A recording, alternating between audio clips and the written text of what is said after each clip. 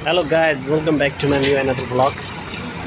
आज म यता हाम्रो स्याउली बजार ठ्याक्कै यो हाम्रो सेन्ट्रल चोक देख्न सक्नुहुन्छ त्यहाँ पछाडिको दृश्यमा। यो चाहिँ हाम्रो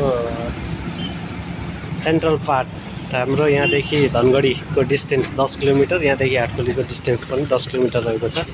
यो चाहिँ यहाँदेखि अतरिया अन्दाजी कति भनेपछि 7 किलोमिटरको डिस्टेन्समा रहेको छ भने यो चाहिँ हाम्रो जुन देख्न सक्नुहुन्छ यो हाम्रो बाटो रहेको छ। यो चाहिँ पूर्व पश्चिम हाइवे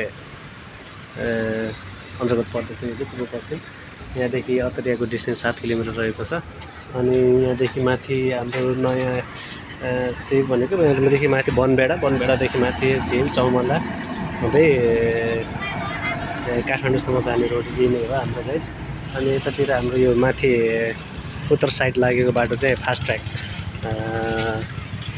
ट्र्याक निर्माण भइरहेको छ। यहाँदेखि अन्दाजी होइन, एकुरेट 82 किलोमिटरको डिस्टेन्समा दिपायल पर्दछ हाम्रो धनगढीदेखि भने यो सेन्ट्रल चोक स्याउली बजार चोकदेखि चाहिँ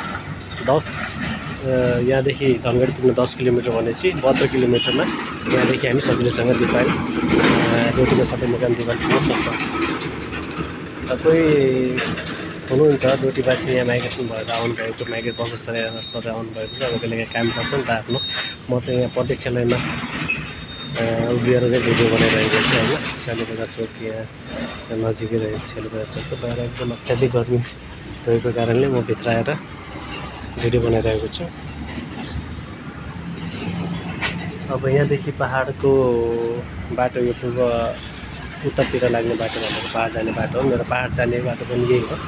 मेरो पहाड चाहिँ निगाली गाविस वडा नम्बर 1मा चुरे गाउँपालिका अन्तर्गत पर्दछ। यहाँदेखि मेरो पहाड पुग्न 40 होइन 25 किलोमिटरको डिस्टेन्स अराउन्ड मेरो घरदेखि 40, धनगढी घरदेखि चाहिँ 40 किलोमिटरको डिस्टेन्समा पर्दछ। ओके गाइज, अब आज एउटा यहाँ आइसकेको थियो विशेष कामले। मेरो सामान आइरहेको थियो पहाडदेखि, बुवाले काफल पठाउनु भएको थियो, लिन आएको छु। यहाँ दिदी आउँदै हुनुहुन्छ। अब गाडी अहिलेसम्म पुगेको छैन, गाडी पुग्यो भने म सामान लिएर चाहिँ धनगढी जाने, दिदीहरू चाहिँ महेन्द्रनगर जाने दिदीको घरमा भनेर सामान लिन आएको छु। Okay, see you my next another blog. Thank you for watching. Okay, see you again, by.